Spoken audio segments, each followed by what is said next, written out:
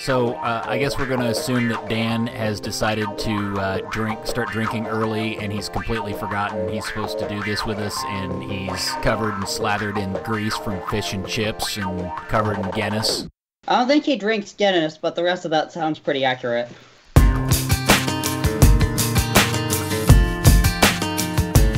Hello and welcome to episode number 8 of Third Degree, the podcast. My name is Peter, co-editor of Third Degree and the co-host of The Kick Around over on The Ticket. And joining today, we've got a new entry from the team. We have John Lenard, who has joined us and will be helping us cover all things North Texas Soccer Club. Welcome, John. How are you? Hi, good. I'm better than I was on Monday. I'm on the back end of a sinus infection and starting to feel better again. Okay, so is this your sick voice or your regular voice? This is my slightly sick, I've been coughing, but I'm on more cough syrup than most humans should drink in their lifetime voice. Interesting. And we were supposed to have Dan Crook, but we think he is passed out in a bar somewhere, so rounding us out is our leader and hero, and yours too, Buzz Carrick, co-editor of Third Degree and its founder, by the way. Thank you, Peter. Happy to be back. I'm calling in today from Kansas City, where the first ever Super Draft that I went to took place. Interesting. I found out today that Kansas City drafted the son of one of my pub league teammates, which I didn't even know. I knew the kid was a really, really good player and playing at a very high level in college, but I didn't know he was draft worthy. So congratulations to the Rileys. I'm proud of them. It's a big day for Pop. So lots has taken place with FC Dallas since we last did a podcast, which I think was, back before Christmas? I'm fairly certain. It was a day or two before Lucci got hired, because we talked a lot about Lucci that day. Yeah, so we haven't done one of these since Lucci's hiring, and a lot has taken place. And my question is, does anybody have any frickin' clue how this is going to work out in 2019? The podcast or the team? The team, obviously. The podcast is smoking hot. I don't know. I was thinking about that today. I was trying to decide if FC Dallas is better than they were last year. And I think the answer partially is we don't know. But even if everything pays off that they've done so far, I think they're basically about the same as they were last year. You've replaced Roduzzi with Cobra, and you replaced Ulloa / Acosta with Acosta. So you pretty much got the same team coming back, maybe a little younger. The problem is, of course, that Major League Soccer always advances. So the same team is, in a way, not going to be as good as last year. So we'll see. Verdict is out. I've been thinking about this. I think a lot of the people, especially those on Reddit, Twitter, and Facebook who are in full panic mode, I think they've got the wrong idea.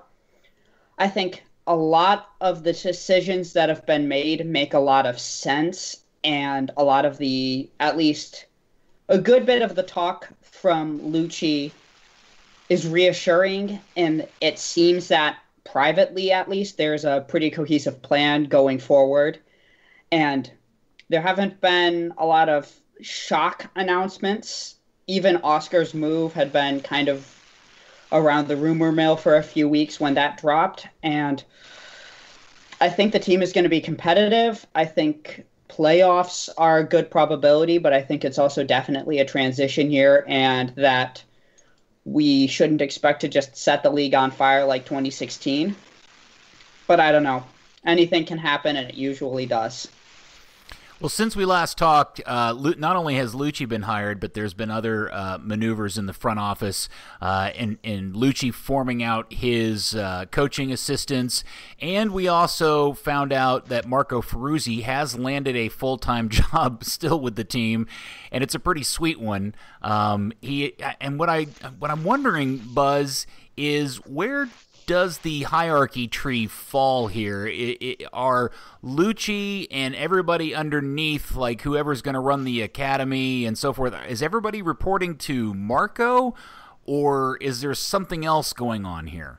Well, I actually asked Clark Hunt that very question, because before they hadn't hired a technical director, I asked him, if Lucci would have input, and if in that decision, and whether he and Lucci and a technical director both report to Clark. And Clark says that Lucci, Marco Ferruzzi, and Dan Hunt all report to Clark Hunt. The head coach, the technical director, and Dan as president of FC Dallas, that's the business side. Those three guys all report to Clark Hunt. They're all equal. They all are a three-headed monster that runs FC Dallas on a daily basis. Now, of course, Dan is also an owner. So Dan and Clark together make the decision about who's going to be hired to be head coach and be technical director with some import from Lucci. But those three guys on a daily basis all report to Clark and are equal in the organizational chart. Do we have any clear idea as to what Ferruzzi's official role is? It's like vice president of soccer operations or something, and the term technical director is not in there. And we all know that there had been a lot of discussion on the interwebs about some random dude from Gremio making his way up here to take that role, and now that seems to have died off. Do you have any clarity as to how that's going to play out? Well, it means that he's responsible for, in a lot of ways, every team that plays at FC Dallas, both the first team, the USL side, and the academy. Those things are kind of all under his umbrella in this terms of the technical side, in terms of player acquisition, in terms of setting the programs and running the programs. Now, the USL side does have a technical director as well. That's Chris Hayden, who was the 19s coach and may still be the 19s coach. And he's also VP of youth. So it's kind of a large committee approach going on. Lucci, in essence, basically manages the first team, and that's pretty much it. Obviously, the way the first team plays will dictate down from there in terms of how the academy is going to play. And that's part of what Marco's job is as well, is implementing the same sort of strategies and methodology and training principles across all their platforms. But we still don't yet know who will be the official academy director. And do we know who is going to coach North Texas Soccer Club? Given where Lucci and Marco have both ended up for now, I'm leaning towards an assistant with the first team. And I think it's going to be Peter Lucen or Mikey Varas as probably one of the more likely candidates to keep that long-standing club policy of keeping the first team and the reserves together all the time, at least for training purposes.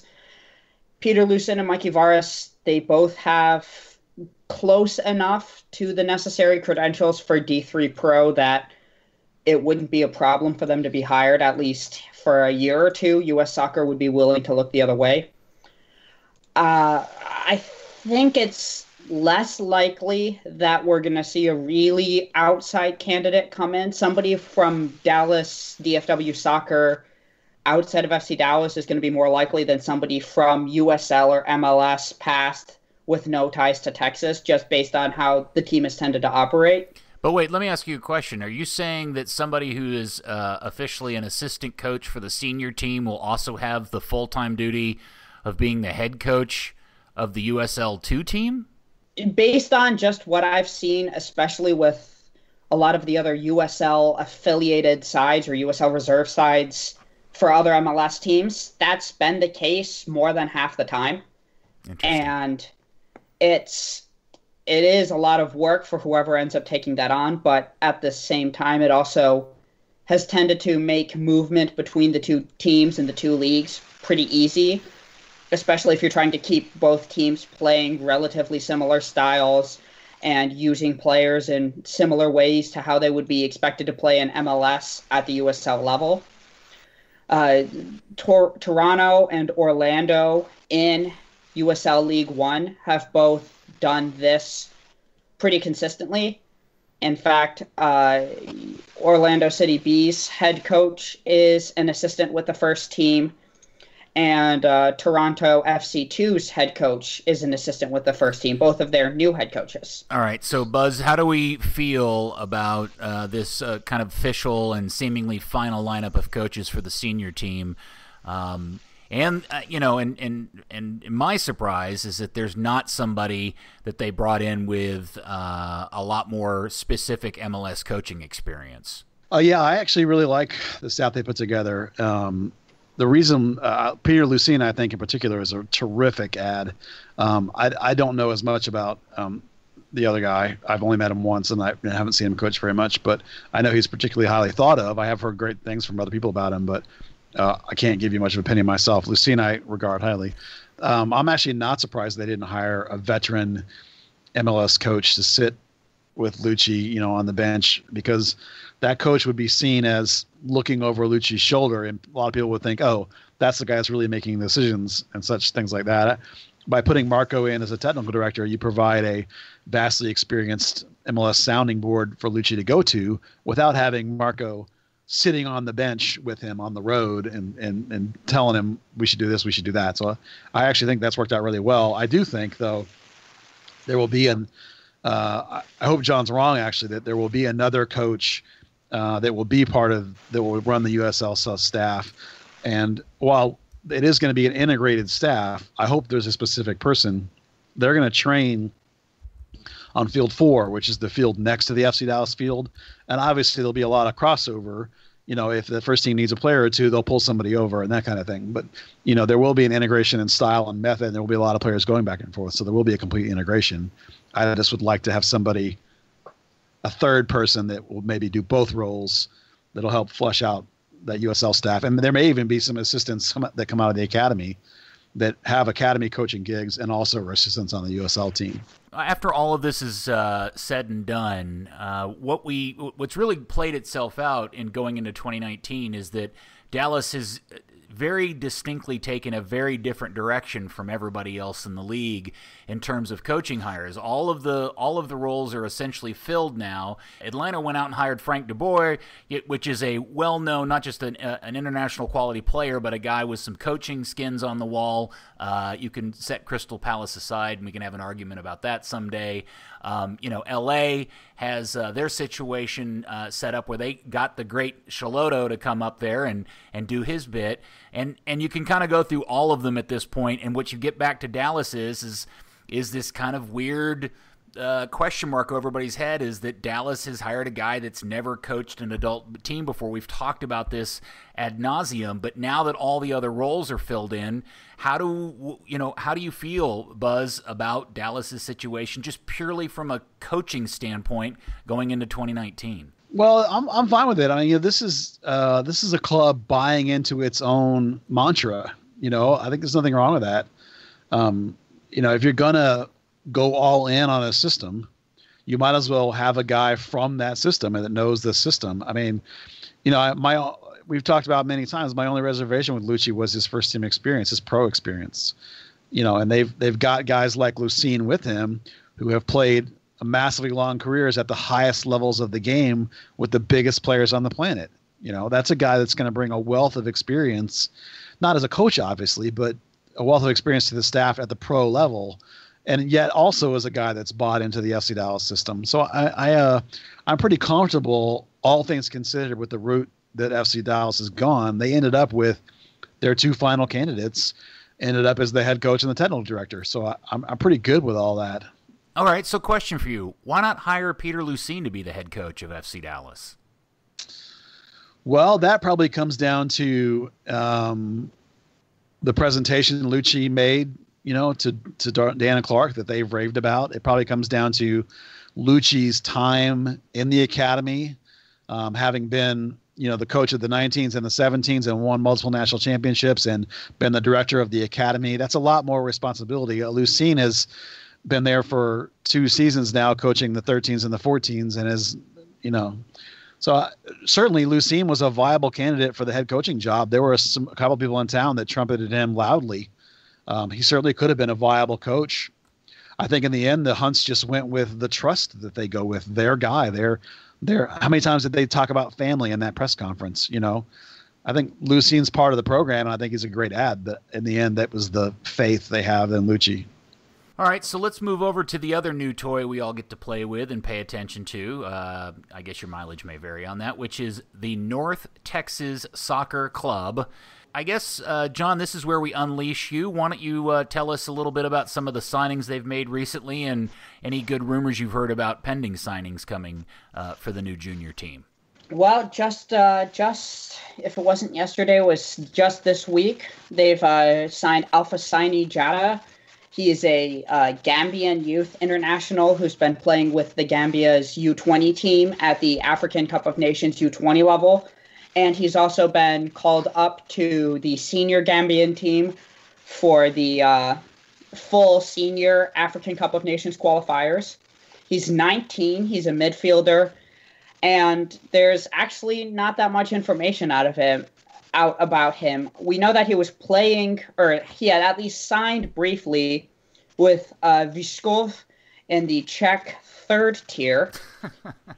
And I was poring over their website looking at their old game logs and their stats, and it doesn't seem like he made much time with the first team. He was an unnamed substitute here and there.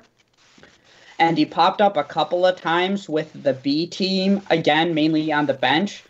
And he was seemed to have only been there from about August to December. Yeah, I think the most interesting part of this is that now this club has figured out they've got two teams they can go out and find and bring in completely, totally anonymous, unknown players for. How in the world does a club in Major League Soccer go out and find and acquire a kid from Africa who's playing in like the third division in Czechoslovakia? I mean, isn't the FC Dallas Academy filled with guys like this? Yeah, they've got a couple other guys that they do this fairly frequently. I mean, last year they had Ronaldo Demus and Emmanuel Pogba, who are both sort of West African players. I mean, clearly they have some sort of scout or agent or program over there that's feeding in these fringe, raw, super raw athletic talents. You know, these guys they collectively come in having had very little high level coaching at all, and they make just immense progress in a really quick time when they get them under some real steady day-to-day quality coaching in the academy.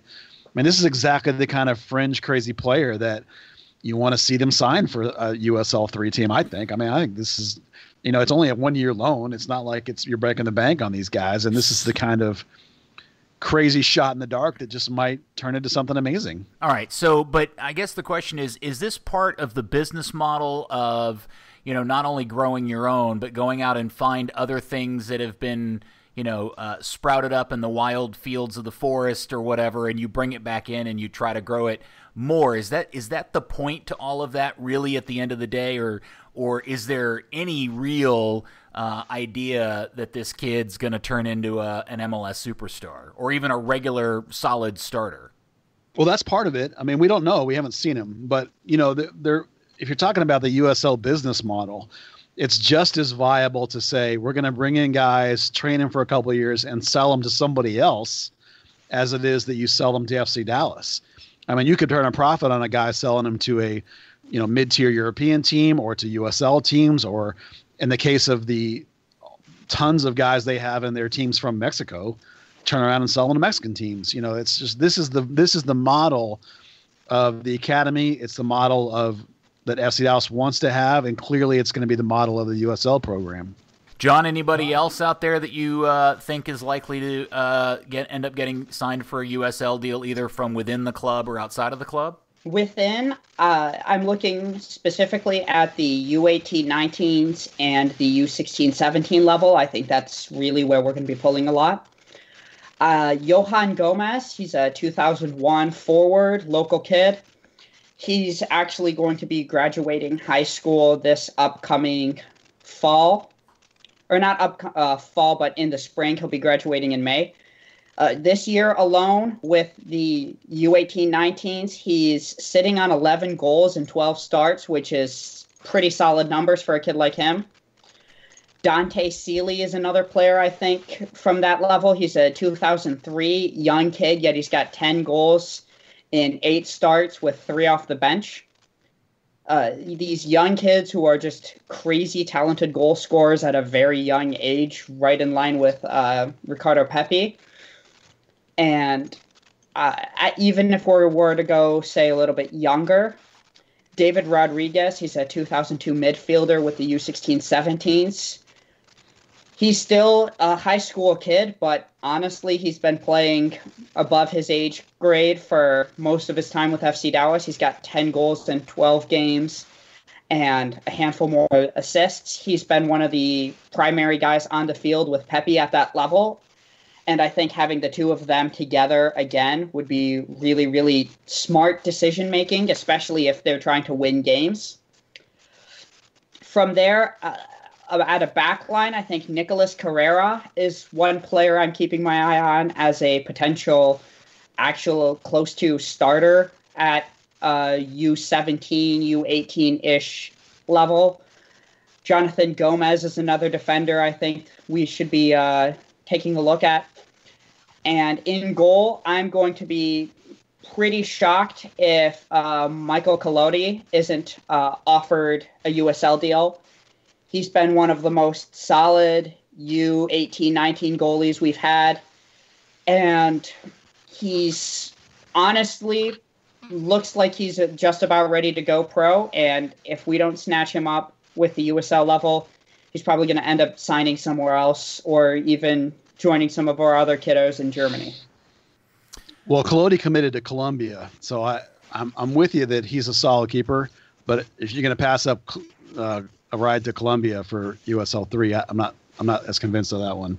Yeah. Otherwise, your list is really good. I agree with all those names. Don't forget too that when you sign, anyone that does sign gives up their NCAA eligibility. Now those guys can play up with a USL team and not sign and still keep their eligibility. So that's going to be a decision that has to come down to any individual player, of course.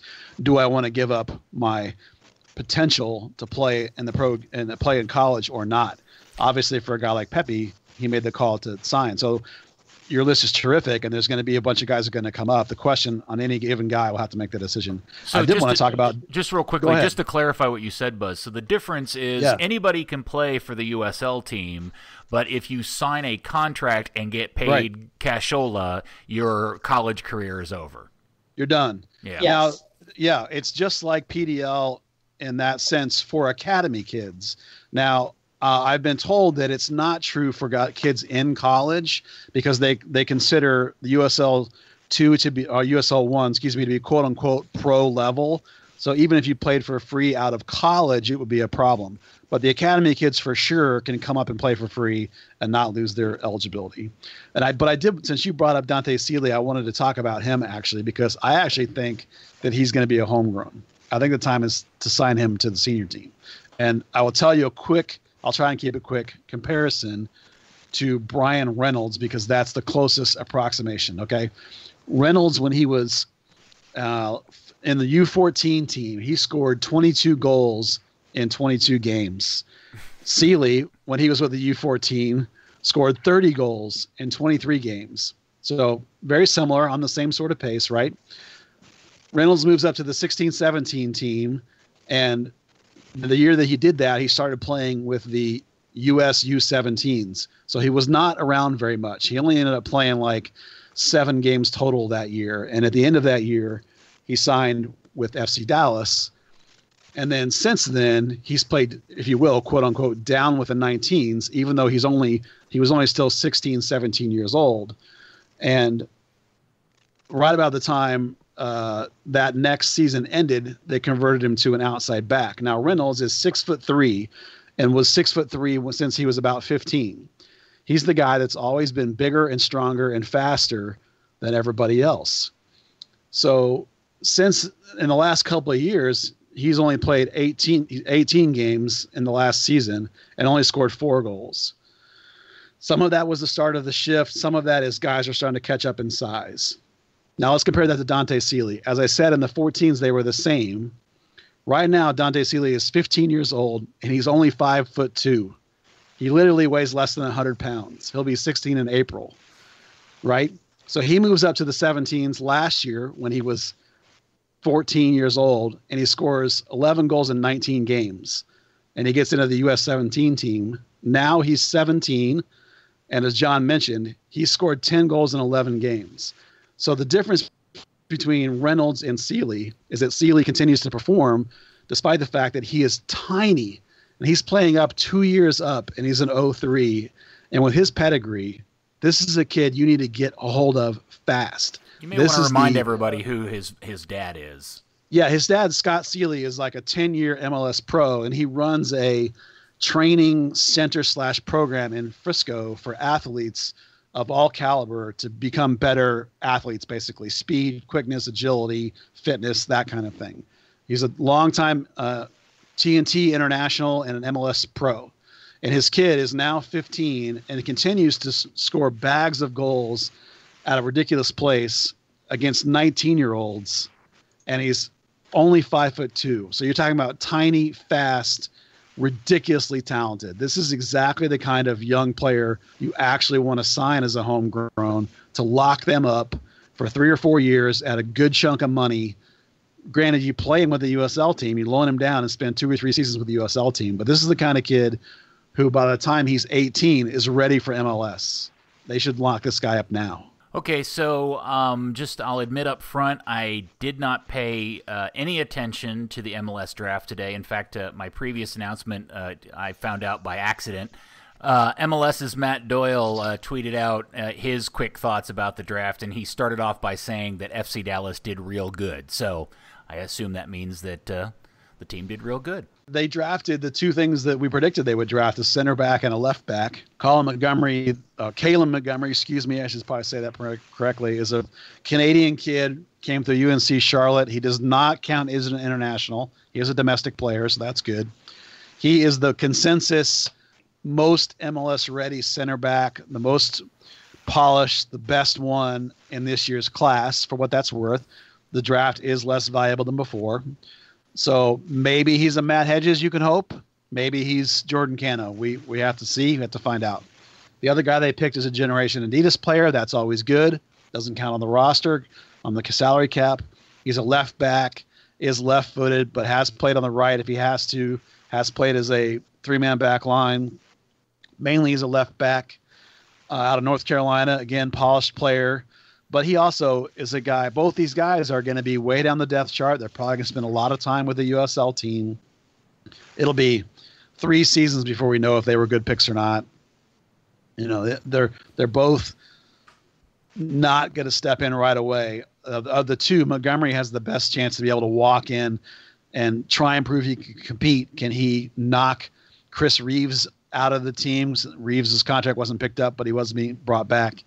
Can he challenge Moises Hernandez for that 4th center back spot? Those are the questions with him.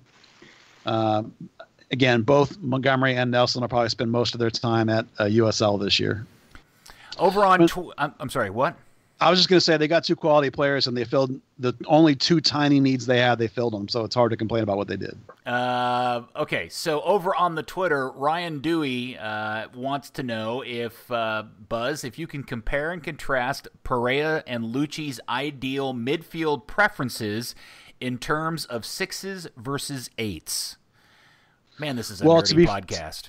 Yeah, nerdy podcast. They're not that different, to be fair. You know, the academy plays the same sort of style under Lucci that Oscar had trickled down to Lucci. I mean, remember, Oscar was there when they brought Lucci in.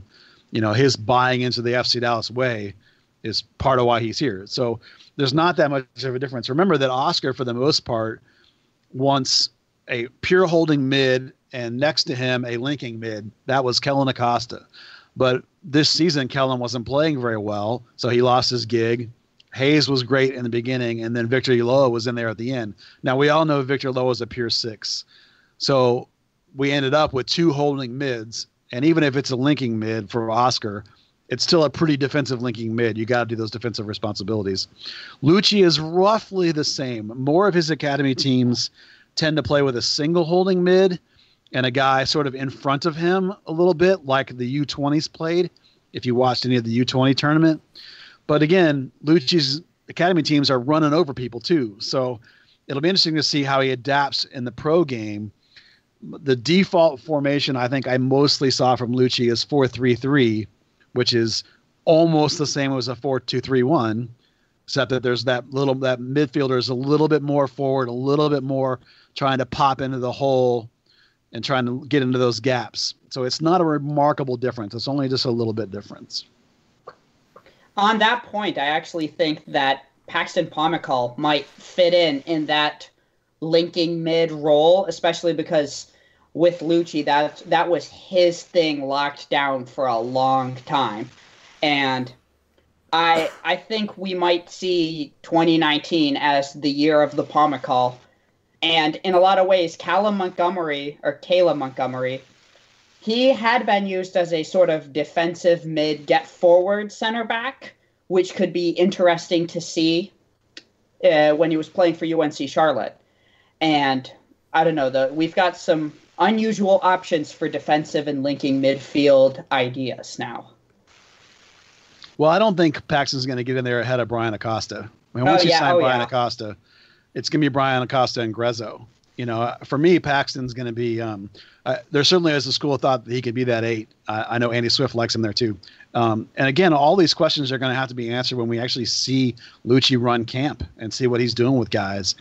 I think there's a good chance Paxton's going to pop up as the second choice left wing behind Mosquera based off of his remarkable U20 CONCACAF championship where he was just unbelievably good. So that's where I hope he'll be. But again, a lot of it is going to be up in the air until we see Lucci put a field on the team. Team on the field. Yeah. Team on the field. All right. I might partially be a little high on Pomykal because I went to high school with him. That's my personal bias on the table. Name dropper. Okay, so the other big announcement this week that Buzz just referenced was that Brian Acosta, the Honduran international, was signed by the team. And, this is a weird story because what we're being told is this is something that's been in the works for some time, maybe as far back as when Kellen Acosta had left the team and they tried to get him from Tenerife in Spain and fell through. Well, now he's here. And we've heard some insanely huge transfer fee numbers, at least in terms of Hunt in the world of Dan and Clark Hunt.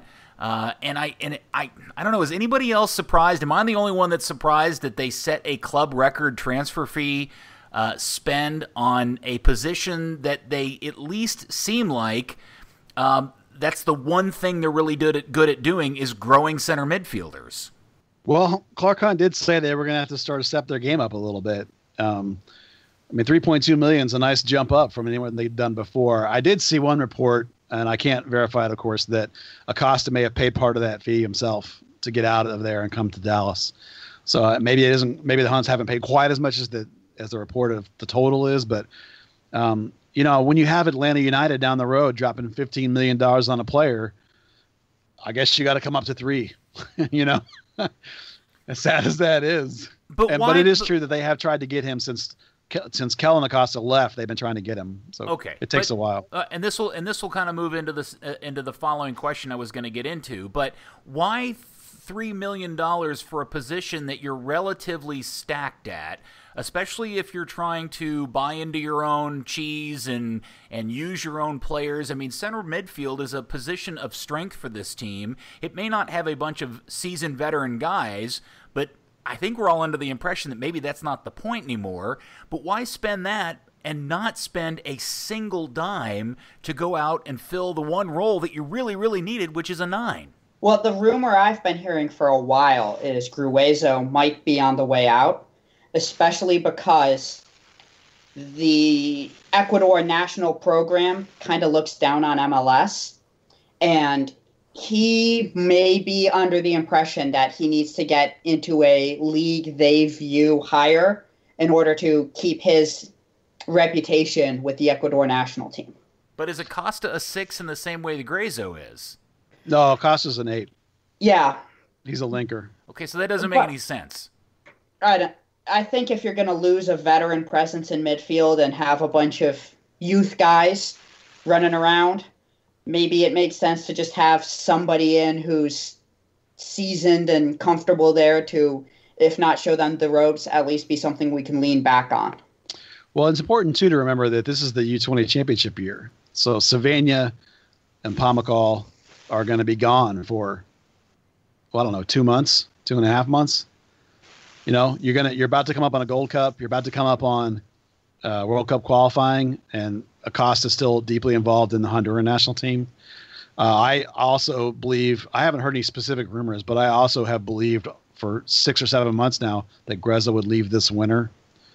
When we talk about this youth movement, quote unquote, that people like to talk about with FC Dallas, which isn't actually happening, what is happening is that the depth is going to be youth. They jettisoned old guys, but that still doesn't mean that you don't want a 25-year-old legitimate pro in your starting lineup as your first choice. You want your kids to fill in behind him when he has to go to Honduras. So, I think if you're going to try and compete in MLS, you can't roll out a 20-year-old homegrown for 34 games. You got to have a prime of career midfielder, and that's what this guy is. Okay. Keep in mind, too, that they're going to try and give Arangis the keys to the bus. So if you're going to have a Arangis who's, 21 and maybe going to be 22 soon, you are going to have that guy starting in there. Maybe you're going to lose Grezzo. Even if you are keeping Grezzo, you need a guy in there other than just another 20-year-old Cervania, or you just gotten steamrolled. So you're going into this season assuming, and if Grezzo doesn't leave, because I'm starting to believe that he's not, because the noise on it is relatively low at this point, is that a starting midfield three of Grezzo, Acosta, and Arangis is what we're probably looking forward to. Yes. That's not bad. That's kind of cool. That's pretty good. Yeah. I like that. We have in front of that, fun. you have Mascara and Barrios and either Baji or Cobra. That's a pretty good six. Ooh. I'm getting excited about that one. Okay. Well, good, John. John's fired up. Yeah, he is. I want to see those dudes dunk on Houston. I want to see some 10-0 wins. I'm going to like having you on this podcast, John. All right. From the Twitter, Daniel Robinson asked the related question, does the team need another number 9, or is Baji, Cobra, and Ferreira enough for this team? And my quick answer is yes and no. So go ahead. Yeah, I think this is what you're going to go with. I mean, if you think you're going to win MLS Cup with that maybe is a stretch. But, Cobra, to me, I'm not even going to try and pronounce his real name. He feels like the backup plan. You know what I mean? It's like if you were trying to go get a $5 million striker and you tried and it was starting to not look like you weren't getting him. You're like, well, who can we get for free just in case? That's what he feels like to me. I mean, we'll see. I always want to judge a guy based on when I see him, but based on the resume, the league he came from, he feels like a backup plan.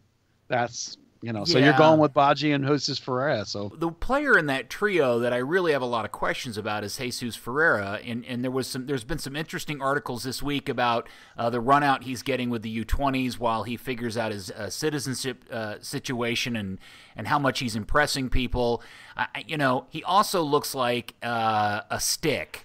And I just wonder, how realistic is it that a really young kid that has no meat on his bones can survive in the rough and tumble of MLS for this upcoming season? He was playing in a Tulsa team last year in the USL that had no defense, and he was getting slammed by center backs in a tough Western Conference, and he still managed to find the back of the net off the bench. He might be scrawny, but dude could survive some real hack and slash soccer. My instinct to start this season is that Cobra will get the first nod up top, and that in any given bench situation, you'll have Baji and Ferreira on the bench as your two backup sort of attackers, maybe with a Paxton Pomacall. So Baji will get some action, maybe if you're trying to chase the game. Ferreira is going to get some action. Maybe if you're leading the game, he's going to pick up some of those Tesho Akindele minutes. So, I mean, right now he's clear third choice. You don't have to rely on him, but I think you're going to see him get those 10 games, 15, somewhere to 10 to 15 games that Tesho had last year. I think you'll see Ferreira get in the neighborhood of those 10 games off the bench, maybe a couple of cup starts, that kind of thing. But but I appreciate Daniel asking this question. And by the way, it was the first question that came in. So kudos to him. But there's a specific part of his question that I want to focus on is, does the team need another number 9? You've got Baji, who really didn't display a lot of much of anything, and pretty much was exactly as sold to us by Colorado fans when he showed up here. You've got what we've talked about in Jesus and his situation and him trying to grow into a role. And then we've got this mystery figure of this guy coming from Europe who, at the age of 29, seemingly, if he is the quality striker that people tend to suggest that he is, why couldn't he find a home somewhere in the kabillion teams in Europe who were always looking for a number 9? How did he end up here? So I'm just really suspect about what they've got at the position, and I believe they do need another number 9. But Buzz, I get the feeling that you don't think any other signings are imminent before the start of the season. I don't think so. Now, keep in mind that the MLS transfer window doesn't open until February.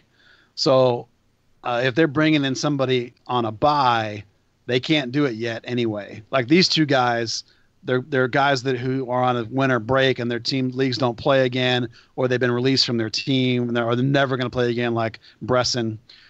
So they can go ahead and do those. They're no big deal. If you're really transferring in a legit highline number 9, it would need to be in the actual window. Now, I'm not holding my breath, though. I mean, I would like a better player. I think they could really use a better player. If you want a challenge for MLS Cup, I think you could use a dominant number 9.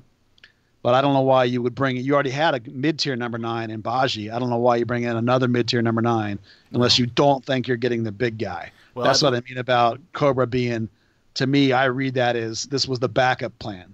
Yeah, there's also something to consider is that his club in Poland is basically about to declare bankruptcy. They're about $20 million in debt, about 10 of which is due in the next couple of weeks, and they're probably about to fold. And John, I get that, but why did we pick him and not anybody else? I think if you show him the climate chart of Frisco, Texas, and show him that there's not snow on the ground in June like there is in Poland, he probably packed his bags. He's Czechoslovakian. He loves the cold. I'm Czech, and I live here, and I can say I don't like living where it snows all year. I think you're a different kind of Czech, John. I'm wearing my Sparta Prague jersey right now. All right, good for you.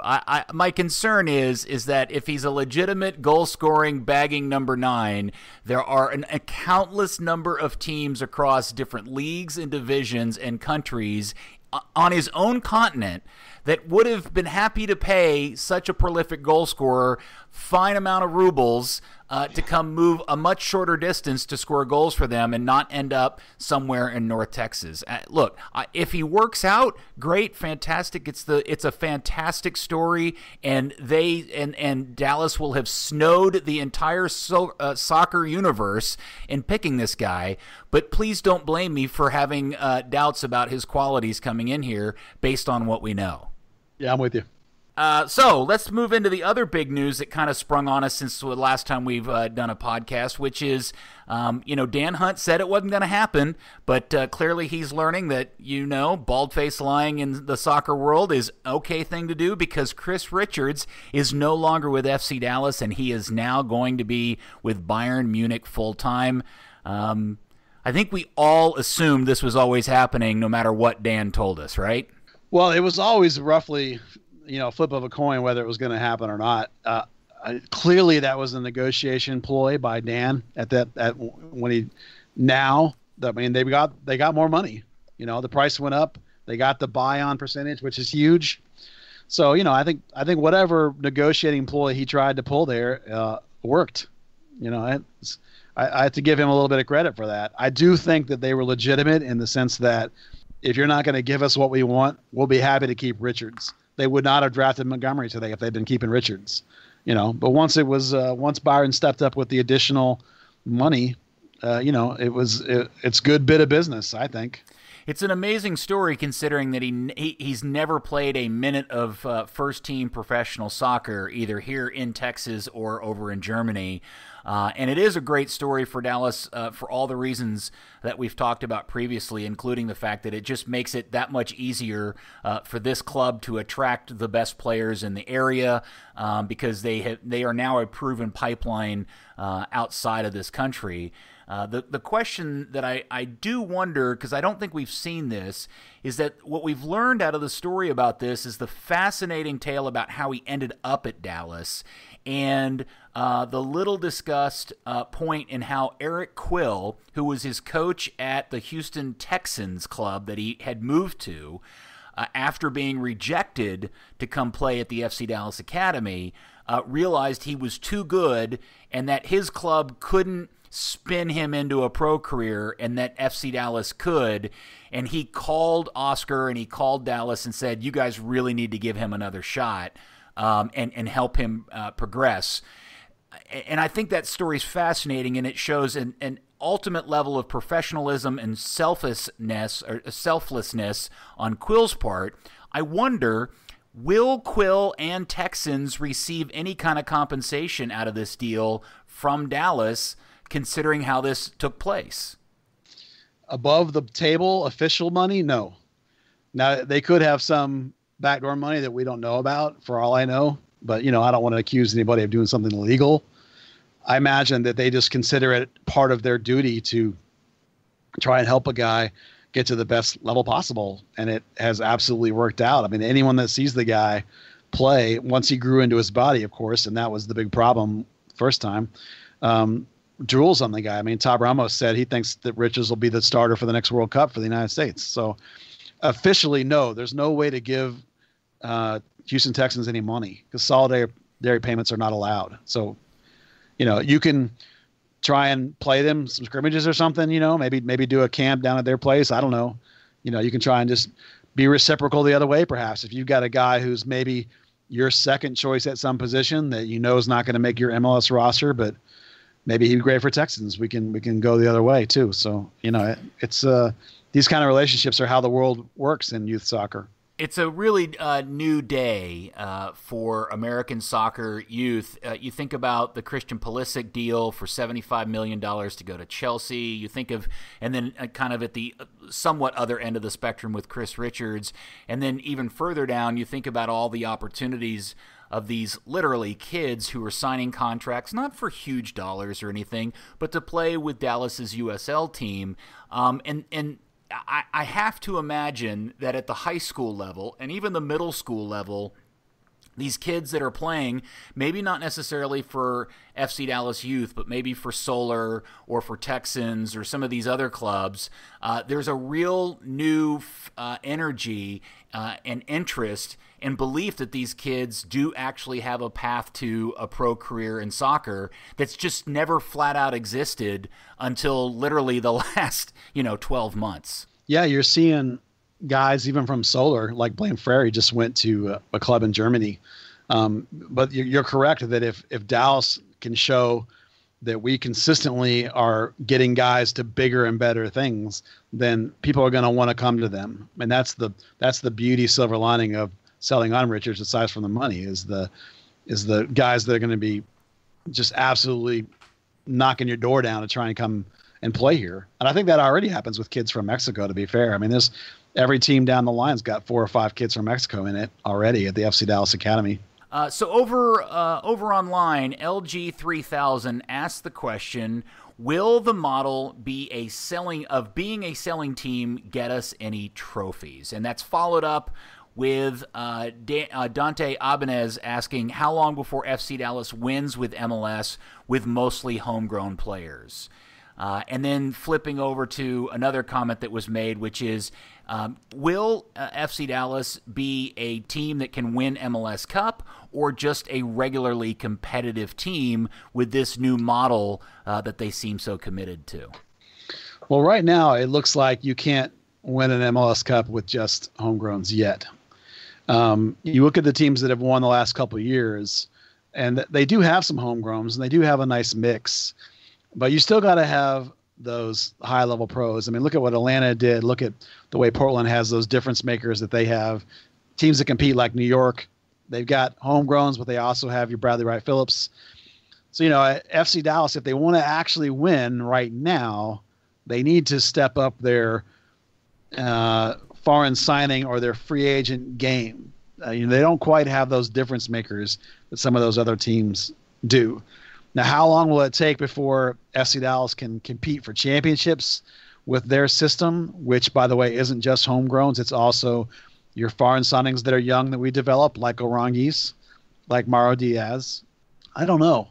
You have to have enough players that you're at least one. Goodness, pardon me. You're at least one, if not two players deep with prime of your career, top level pros, like 25, 26, 27 years old. I don't think you can do it with 3 20-year-olds. So I don't know. We might be another decade before we're cranking up 5 or 6 full legit pros a year out of the academy and are legitimately competing for titles. And maybe you can't ever do that. I don't know. That's a really hard question to answer. And when you throw in the fact that you've got a brand new, just out of the wrapper head coach, that throws in a really odd twist to the whole story as to what they're doing. And to your point earlier, there is a lot of talk about a youth movement, but that's not exactly what they're doing, because they have gone out and spent a bunch of money on Brian Acosta. They did get the guy from Eastern Europe to come in, and maybe when the window opens in February, there are other more veteran guys to come in.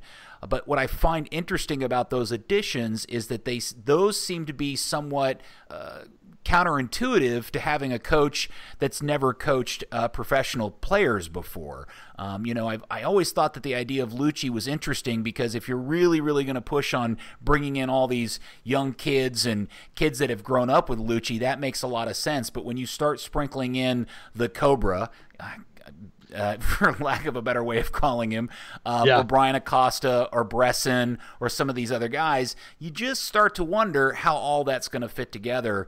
And if anything, 2019 shapes up to be fascinating just from that standpoint. And then along, as we'll have John doing, following what's going on with the USL team in parallel.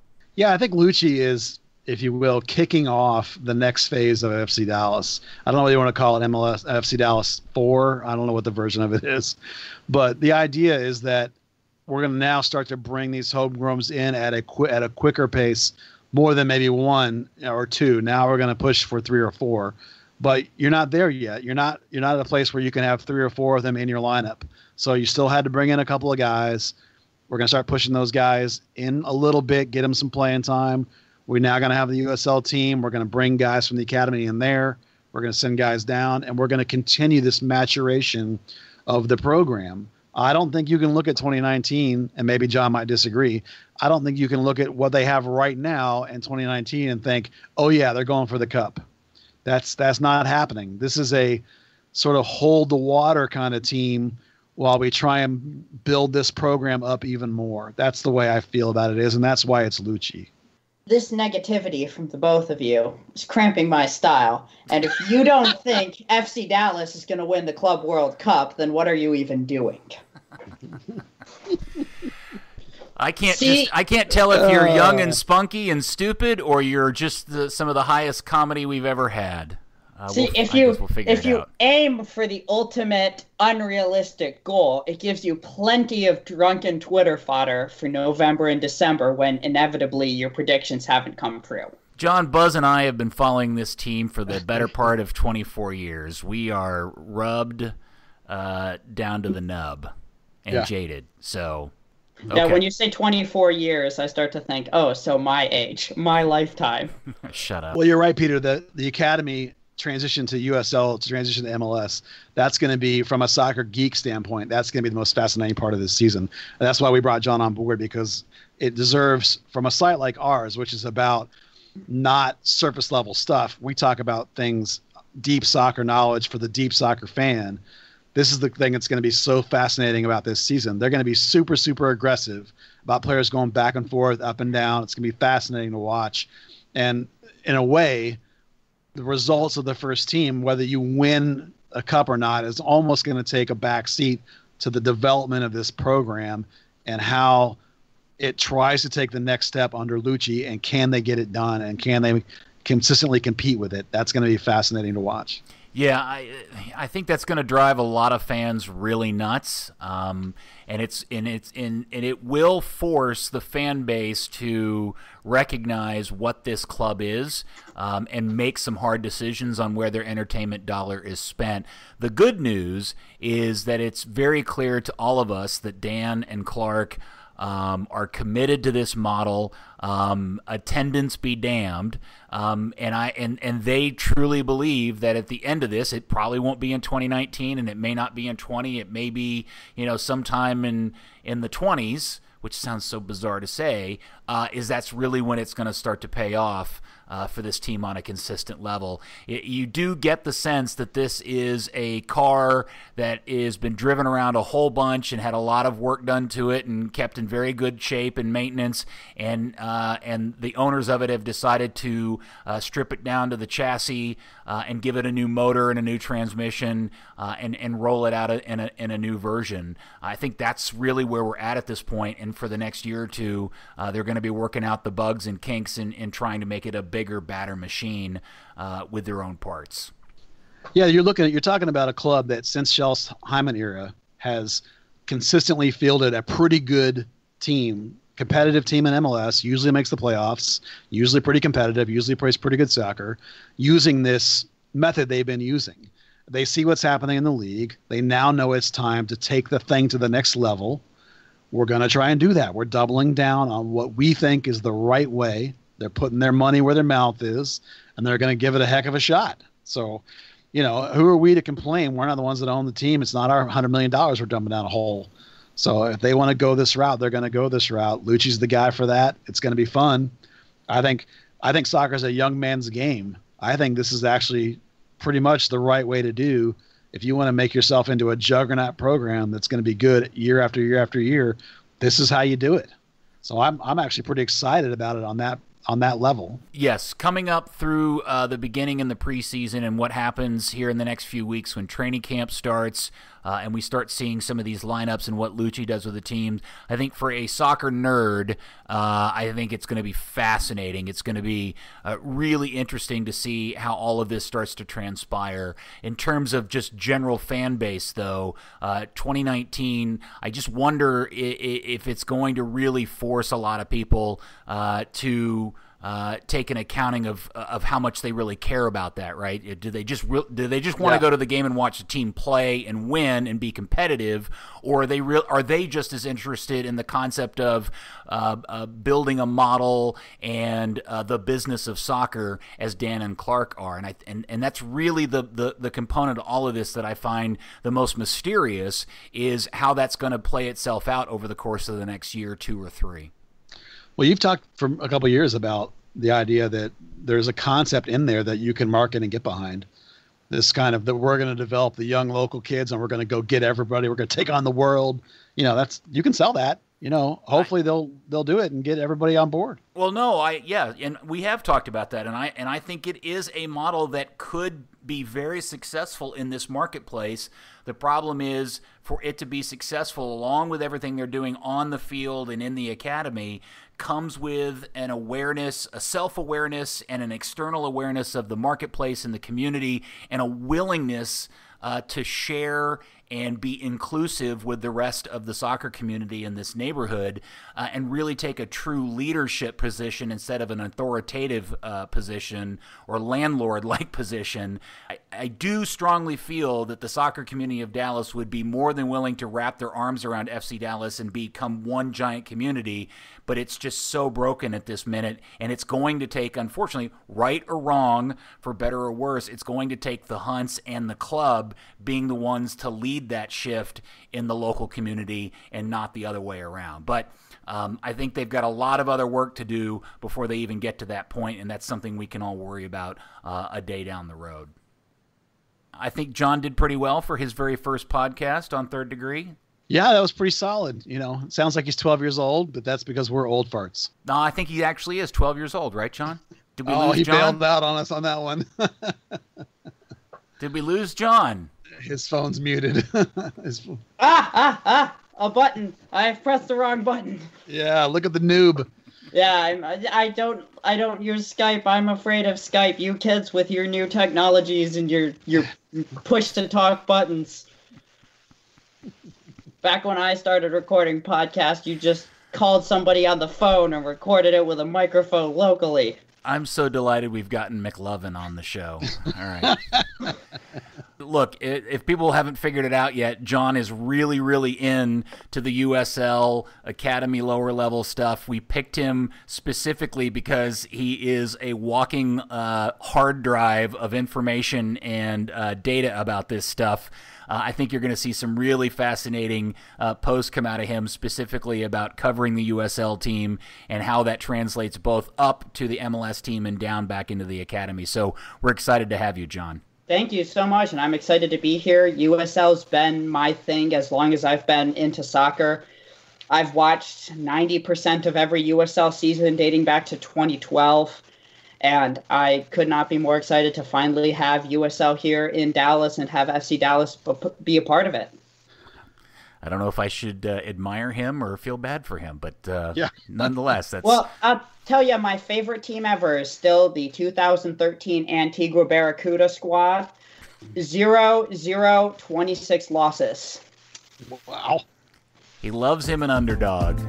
Thank you, John. Buzz, thanks for your coverage. And I guess when does the training camp kick off? The 21st of January, actually, just like 2 weeks from now, basically. So you'll have your parka and your heavy pants and your boots and your hat ready to go sit out at practice. I'll be out there ready to go.